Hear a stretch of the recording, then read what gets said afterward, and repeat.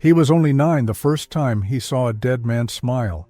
It was a small town, the kind where every face is familiar and every secret is supposed to stay buried, until one doesn't. The boy, Matteo, stood frozen at the edge of the orchard, eyes locked on a scene he couldn't understand, but knew he should never forget. The man lay on his back beneath the old fig tree, arms crossed peacefully over his chest, lips curved in a faint, knowing grin. But his skin had already turned a shade too pale, and the flies had begun to gather. What struck Matteo the most wasn't the death itself, but that the smile looked like it didn't belong to that man. Not because it was joyful, but because it didn't match the weight that man had carried in life. That was the first smile. It would haunt Matteo for years, not for what it meant, but for how it refused to mean what it should. And he wouldn't see the second smile until 28 years later, under very different skies, when a woman he had just met would smile at him, like she already knew how his story would end. The third smile, well, that one he never saw coming. But by then, everything was already unraveling. And somewhere in between those three expressions, each soft, each full of something unspeakable, his entire life shifted without asking permission. What do we really see when someone smiles? Is it joy, deception, or a shadow of something long buried? And if a smile can carry more truth than 1,000 words, what happens when the wrong one stays etched in our memory forever? We spend our lives chasing answers that often come too late. Sometimes a smile is the beginning of a promise. Other times it's the end of one. And occasionally it's a warning dressed in beauty, too gentle for us to recognize until it's already done its damage. Matteo grew up in a house where emotions were kept in drawers, tucked away neatly, silently, as if too much feeling could bring the walls crumbling down. His father believed in silence more than forgiveness, and his mother believed in endurance more than dreams. But Matteo had a restlessness in him, a hunger that didn't fit into that quiet life. He didn't understand it as a boy, only that it made his chest feel like a glass jar shaking with wind inside. He kept returning to that fig tree, again and again, wondering if something had been left behind there. He began sketching the smile from memory over and over, never getting it quite right. Maybe that's what obsession really is, trying to recapture a moment that refuses to be understood. As years passed, the orchard was sold. The tree was cut down. People moved away. But the feeling never left Matteo. He became a man who studied people's faces more than their words. He didn't trust language. It betrayed too easily, but a smile, especially the wrong kind, could freeze him in place. When he turned 37, he left everything behind and moved to a seaside village in the south, a place where time slowed and the wind whispered things only the lonely could hear. He told no one why he went, not even himself. It was on a rainy afternoon in that salt-worn village that he first saw her. She sat alone at a cafe that looked like it had grown out of the stones themselves. Dark hair swept behind her ears, a single red book open before her, unread. Matteo had come to escape the past, but something about her made him feel like it had followed him. She looked up, their eyes met, and then she smiled. It wasn't flirtatious, it wasn't polite. It was the kind of smile that felt remembered, as if it had already happened before. That was the second smile. He didn't approach her that day. He just stood there in the rain, not moving like the boy he had once been. But for days afterward, he saw her everywhere, by the cliffside, on the old stone bridge, by the market, hands brushing tomatoes like they were something holy. She always looked like she was waiting, but never said for whom.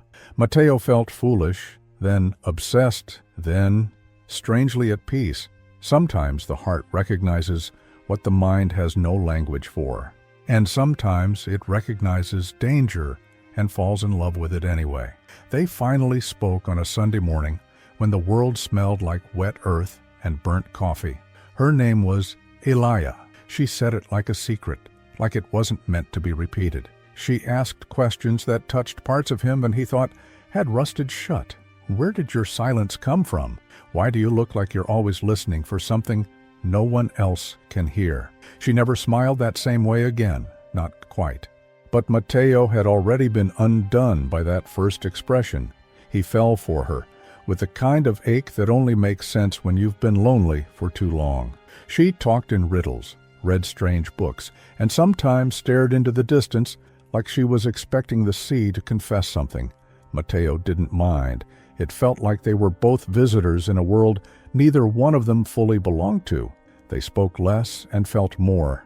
And every time she smiled, he waited, terrified it might be the third one.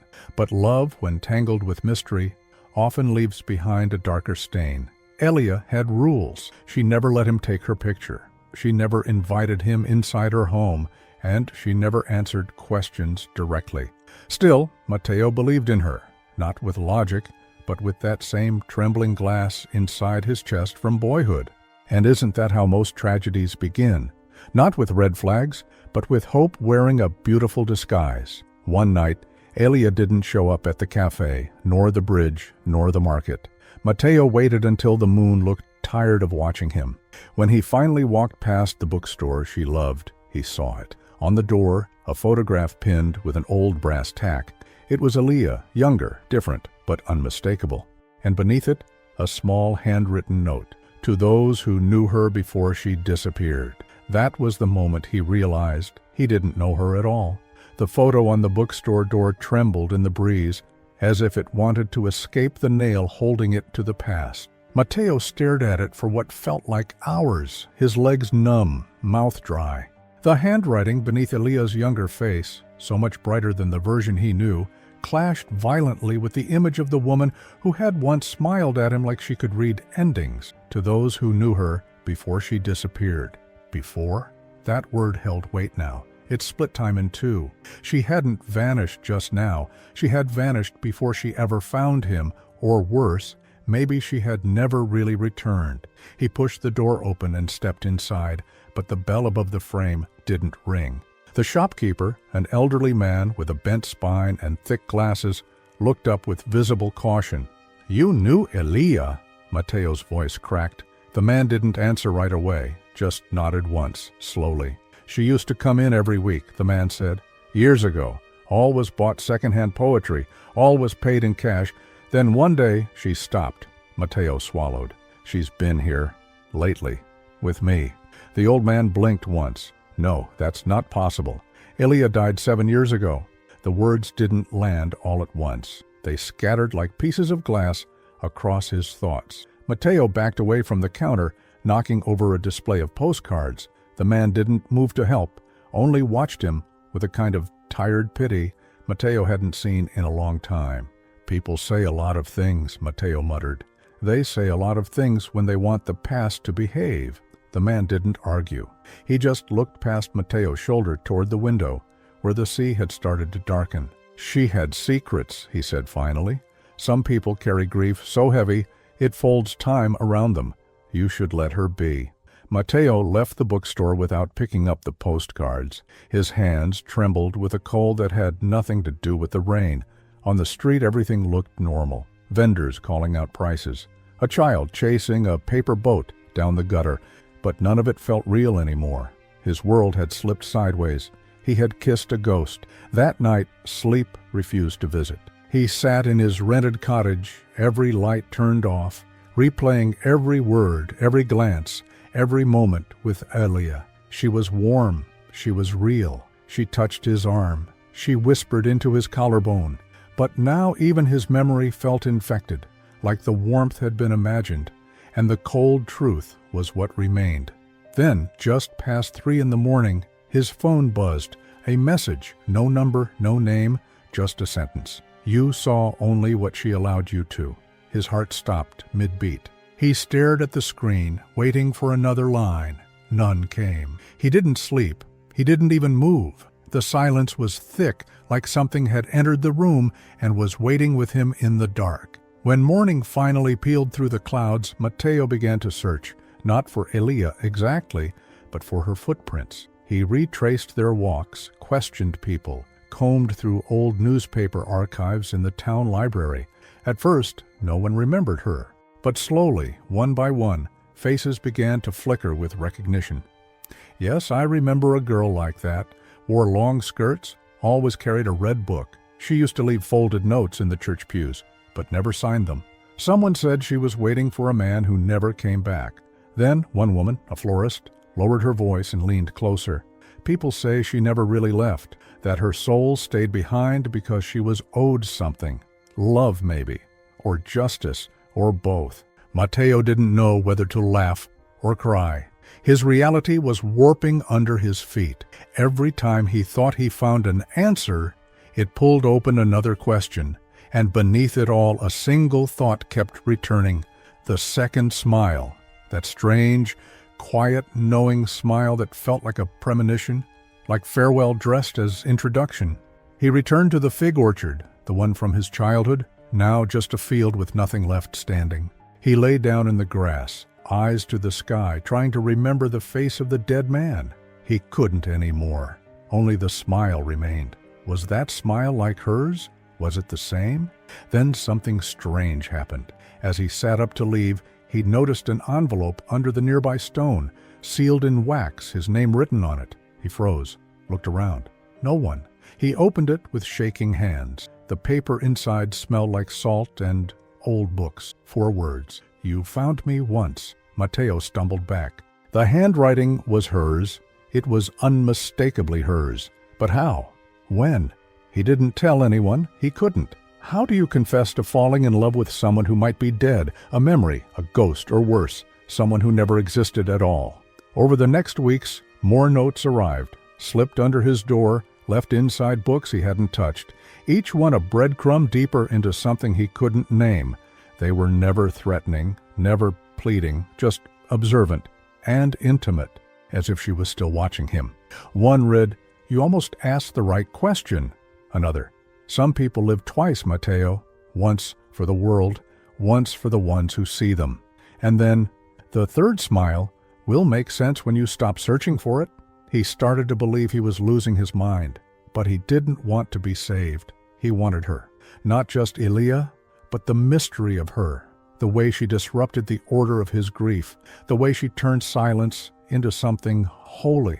One evening, driven by a sudden instinct, Mateo returned to the cafe where they first saw each other. It was closed, empty, but something told him to wait, so he did. And just before midnight, a woman stepped out from the shadows.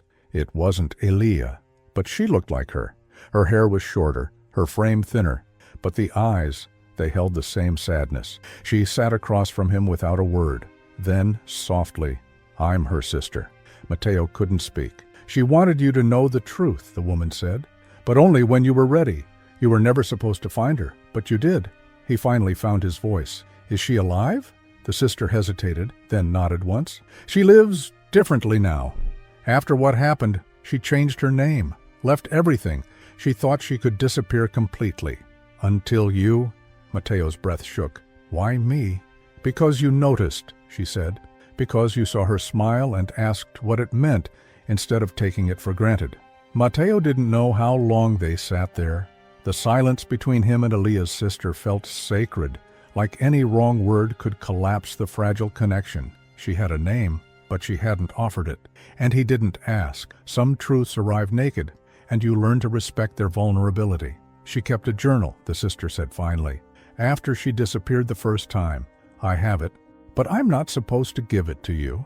I'm only supposed to read you one entry, just one." She reached into her coat pocket and pulled out a folded paper, edges worn and soft from being opened too many times. Her fingers trembled as she read. "There is something holy about being seen, truly seen. Most people look to place you or define you. Mateo didn't. He didn't try to name me. He listened with his eyes, and when I smiled, I think he knew it wasn't for beauty.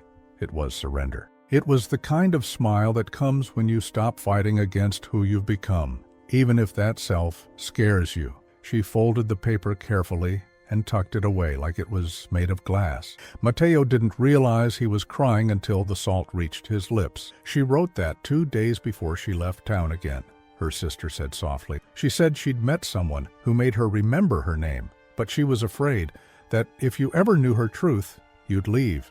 "I never would have," Mateo whispered. "She didn't believe that," the sister replied, "but maybe she wanted to." He walked her back to the edge of the old stone bridge, the same place where Elia used to lean against the rail, staring out into the fog.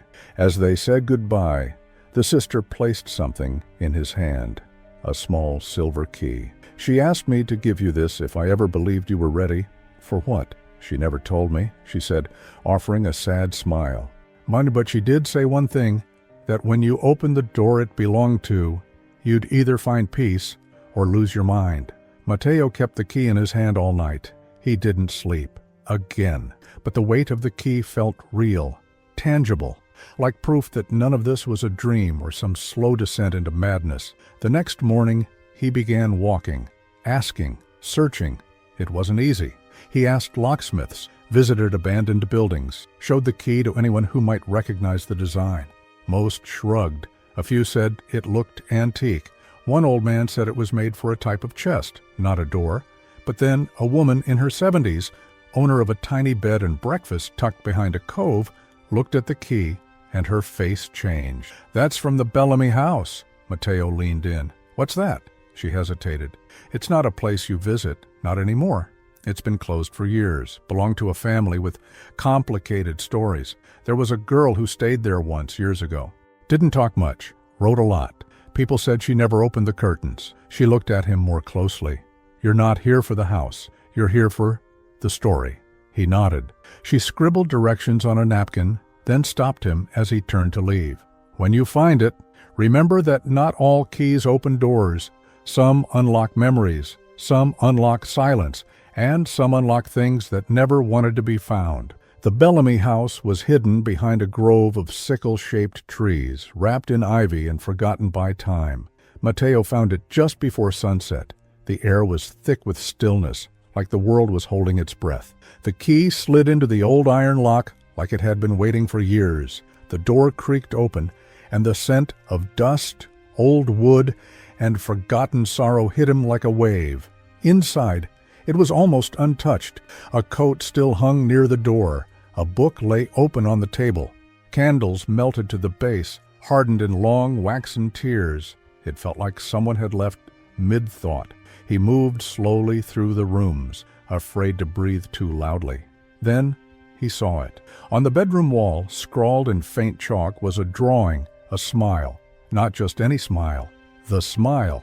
The same one he had drawn as a boy, again and again, never getting it right. The same shape, the same curve, the same unplaceable emotion behind it.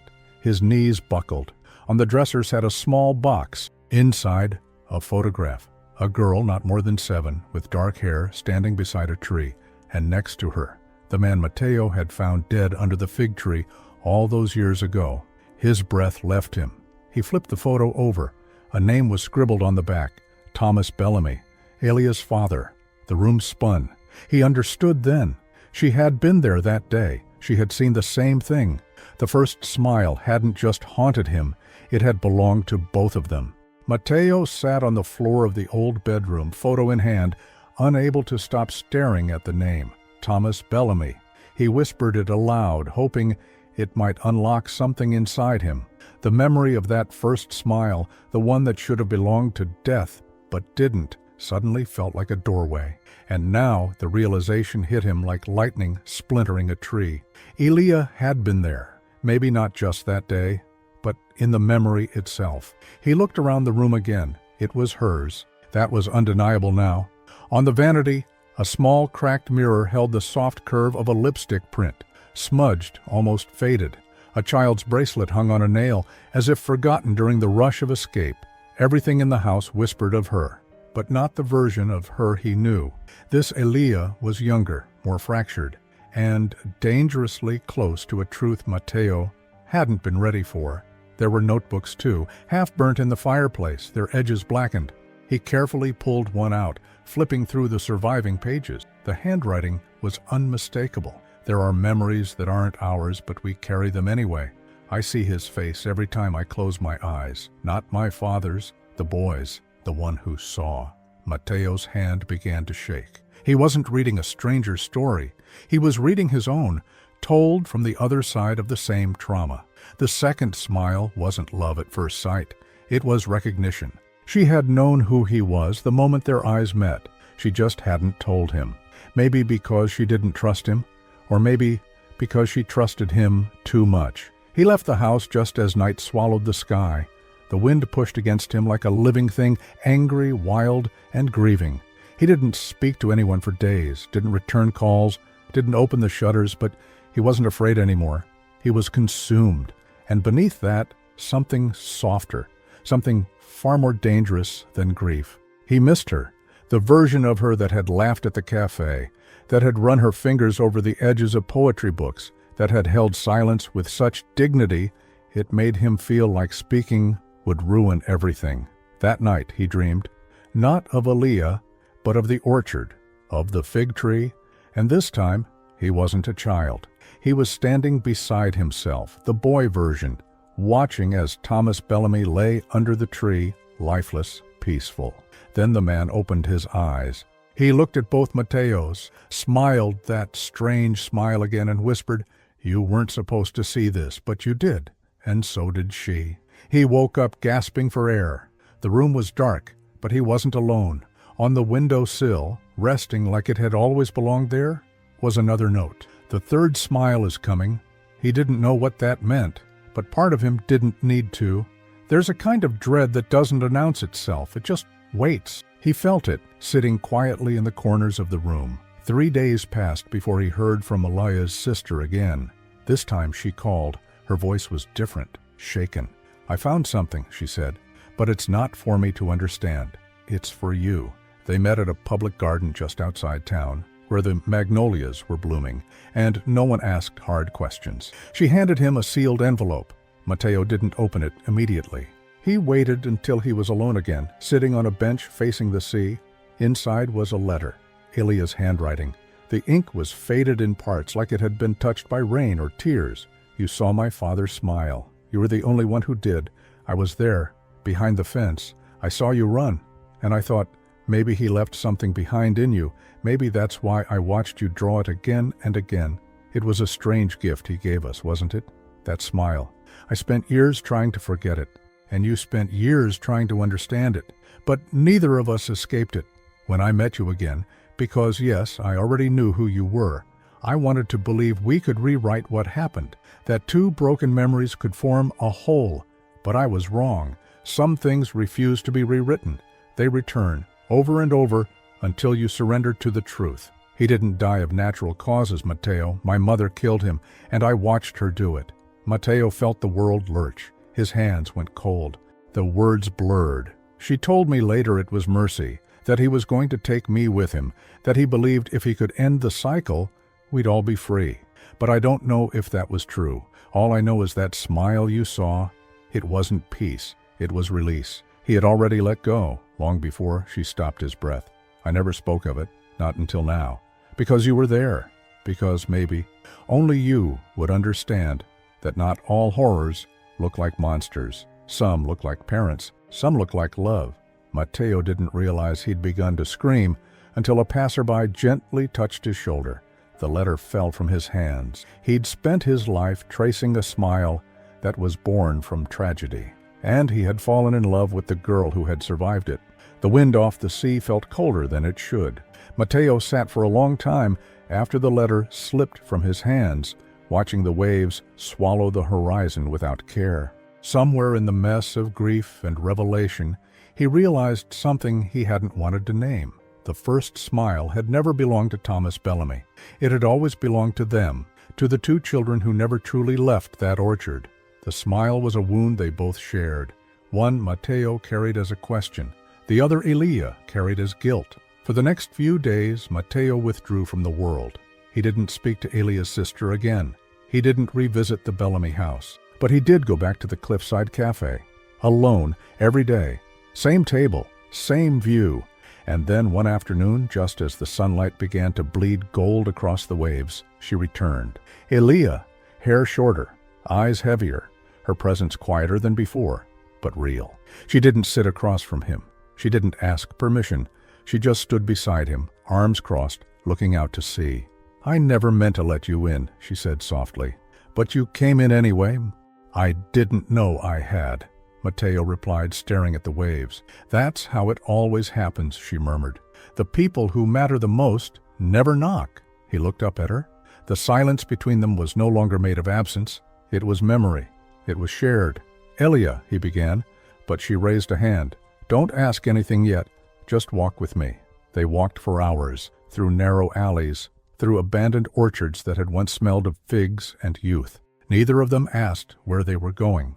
The answer was not in the destination. It never had been. It was in the act of moving, together. When the moon climbed over the water, they stopped beside a rusted fence bordering a forgotten garden. This is where I buried it, Elia whispered. Buried what? She knelt and began digging with her hands.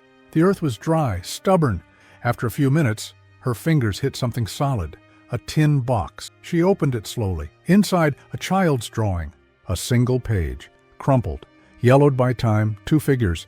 A man lying under a tree, a girl behind a fence, a boy running. Mateo looked at it and felt something shatter in him. I drew this the night after it happened, Elia said, but I couldn't keep it, so I buried it, like it would stay hidden if the drawing did. He touched the paper with reverence. I thought I'd imagined you, she added. For years I told myself that no one else was there, that it was just my mind protecting me.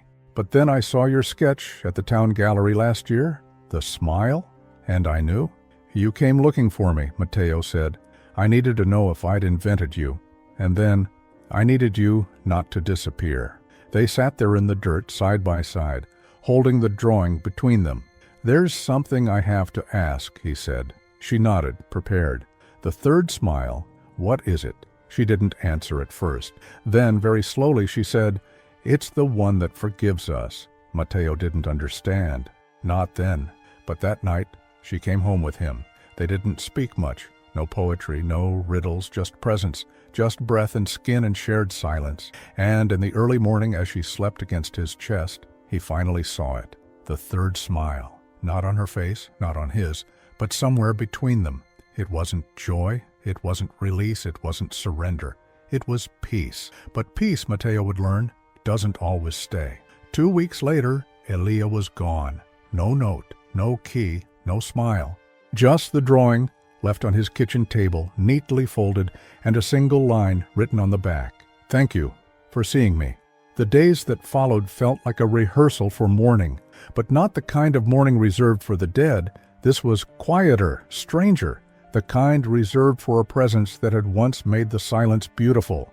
Mateo searched for her without admitting it to himself. He walked the coastline, visited the bookstore, stopped by the cafe, even when it was closed. Every glance behind him was a small betrayal of his own logic, and still she did not return. He became a man with no anchor, held together by sketches, dozens of them, dozens of versions of that final smile, none of them right. They weren't hollow, they weren't fake, they simply weren't her, and in some strange way, that made it worse. One night, unable to sleep, Mateo returned to Bellamy House, not for answers, but for weight. He sat in the same room, the photo still in the drawer, the chalk smile still on the wall.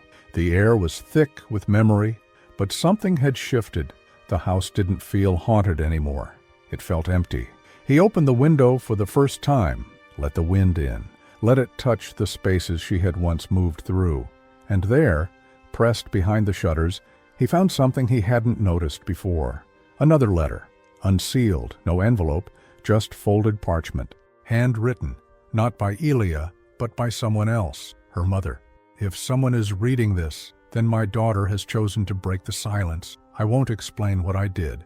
Explanation is the cousin of justification, and I'm too tired to argue with ghosts. I will only say this. My husband believed he was saving her from what he became, and I believed I was saving her from him. We both failed. We gave her a wound shaped like love, but she survived. That is what matters. She survived and kept something beautiful intact, her ability to love quietly, fiercely, secretly. If you found her, and she let you in, even briefly, then you carry her final smile now. It lives with you. Do not waste it. He folded the letter with both hands like it was a prayer. That night, for the first time in weeks, Mateo didn't dream of the orchard, he dreamed of the sea. And in the dream, Elia stood knee-deep in the water, facing away from him. He called her name, but the wind stole the sound. She didn't turn. She just raised her hand once, then walked deeper into the tide until the fog swallowed her. When he woke, he didn't cry. He felt something else. Resolve. Some losses are not meant to be reversed. Some stories end in mystery because resolution would diminish their power. But that didn't mean there was no purpose left. Mateo began to draw again. Not the smiles, not her face, but moments, gestures. The way she tilted her head when thinking. The curve of her shoulder when she leaned into the sea breeze. The way she placed her hand on his wrist when silence felt too heavy. And one by one, strangers began to stop and watch. It started with an old couple who paused outside the gallery window. Then a young woman. Then two men who didn't speak but stood side by side for half an hour. Mateo realized something. The drawings were not just fragments of memory. They were bridges. They were how Elia chose to stay. A curator from a local museum approached him. She wanted to showcase the series. "They don't feel like portraits," she said. "They feel like secrets people forgot they were keeping." Mateo agreed. The exhibit opened under the title, "The Third Smile." It was silent on opening night. No music, no wine. Just visitors walking through a dimly lit space, pausing before each sketch as if trying to remember something they'd once known. Near the center of the room, beneath a single warm light, Mateo placed the original drawing Elia had left him, the one from the tin box. He did not frame it. He pinned it to the wall with a rusted brass tack, just like the photo on the bookstore door. And beneath it, in simple ink, one sentence. "You weren't supposed to see this, but you did." That night, as the last guest left and Mateo turned off the gallery lights, he saw it. A figure standing at the far end of the street, still, watching. She didn't wave, she didn't approach, but she smiled. And this time, Mateo understood. The third smile was never meant to be understood with the mind. It was meant to be carried. Winter came slowly to the coastal town, dragging a quiet chill behind it that didn't quite touch the skin, only the bones. The art gallery kept its windows fogged during those months. Visitors still came, though fewer than before. Most arrived without speaking. Many left with wet eyes. Some returned more than once, sitting for long periods in front of the drawing titled Silent Orchard, where two children seemed lost under the same shadow of memory. Mateo didn't talk much anymore, not out of grief, but because silence had become a kind of truth for him. It said things language couldn't. He worked mostly at night, sketching by candlelight, driven less by inspiration, and more by the need to keep something alive. Not Elia's memory. No, something more fragile than that. He wanted to keep the space she had created between them alive, that sacred, quiet place where pain and love didn't cancel each other out. Sometimes he'd hear the wind scrape against the shutters, and for the briefest second, he thought she might be standing outside again. But he never checked, because he understood now. The moment wasn't meant to be repeated. It had already fulfilled its purpose. One evening, while locking the gallery, he noticed a small envelope wedged in the doorframe. No handwriting, no name. Inside, a train ticket, one way. Departure the next morning. He didn't hesitate. The journey took nearly 8 hours, winding through cold valleys and half-frozen rivers. When he arrived at the tiny station, there was no one waiting. Just a paper map nailed to the wall and a long dirt path leading into a wooded hill. He followed it. The air was sharp, clean. The silence here was different, not heavy like the seas, but thin, like it was waiting to be filled. At the top of the hill, tucked behind a veil of birch trees, stood a small house, wooden, weathered, alive. He knocked. No answer. He tried the handle, unlocked. Inside, a fire was lit. The room was small but warm. 2 cups sat on the table, one steaming, and beside them, a folded page with his name. "I won't ask you to stay. I just needed to know you'd come." He sat, not touching the tea, just breathing in the moment, like it might vanish if he blinked too hard. Then a voice behind him. "You remember the orchard?" He turned. Elia stood in the doorway, wrapped in a blanket, barefoot. Her hair longer again, her eyes older. He didn't speak. He simply stood, walked to her. and gently took her face in his hands. There was no kiss, no apology, just stillness. She leaned into his chest and whispered, "I'm not healed, not even close." "I didn't come for healing," Matteo said. "I came for honesty." They sat beside the fire for hours, speaking in fragments about what had been lost, what had been imagined, what had survived. "I kept walking away from you," she said, "not because I didn't love you, but because you saw too much. You made me feel like I could be whole, and that terrified me." He nodded. "I wasn't ready either. I thought I was chasing you, but I was just running from the part of me that remembered." They stayed 3 days in that house. No future promises, no declarations, just presence. A slow return to something wordless, the kind of connection that doesn't demand proof, it just exists. On the third morning, Elia stood by the window watching the snow begin to fall. "When I was a girl," she said, "I used to believe that love only came once, and if it broke, it stayed broken. And now?" She turned to him, smiling softly. "Now I think love can return in different shapes. It doesn't always knock. Sometimes it just finds its way back, quietly." He smiled too, not the first smile, not the second, but the third. And it finally made sense. Years passed. The gallery became something more than a room of sketches. It became a place where strangers came to remember their own silent loves. People brought letters they'd never sent, paintings they were too afraid to show. Some just brought stories. One day, a woman arrived carrying nothing but a necklace in her palm. She asked Matteo if he could add it to the wall beside the silent orchard drawing. "She wore it when she said goodbye," the woman said. "But I don't want to forget. I want to thank her." He pinned the necklace beside the drawing, just under a new piece, a sketch of Elia standing in the sea, turning back one last time. Matteo no longer searched for her. She still came and went, always without warning, like seasons. Sometimes they spent weeks together, other times just a single night. But she never left without a smile. And he never asked when she would return, because some stories don't need chapters. They just need one page, lived again and again in memory. In the gallery's guest book, tucked at the back, someone once scribbled a line in pencil, "The smile you gave me changed everything, even after you left." Matteo recognized the handwriting, but he didn't say anything. He simply smiled. Did you enjoy this story? Don't forget to like, subscribe to the channel, and turn on notifications. Enjoy and comment below about your experience listening to this story.